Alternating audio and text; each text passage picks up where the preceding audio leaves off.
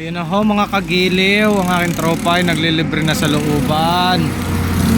Ay Diyos ko po. Ay tingnan nyo naman ang pagdadaanan, wala akong kalibre-librehan. Oh Diyos ko po. At arehong paglilinyahan, arehong kabaan ng kainitan. Ano ka naman ang pagkainit din sa Batangas?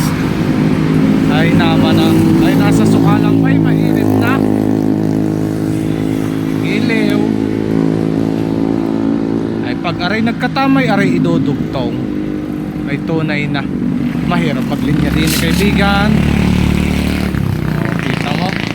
Sige, ibalibang mo paloob. Op, sabit ho ang kable. O areho mga kadugtong ay talagang okay lang. Dahil pa ho na rin bata.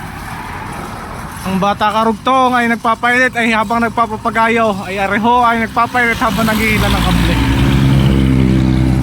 Ay karugtong ano kang haba naman aray.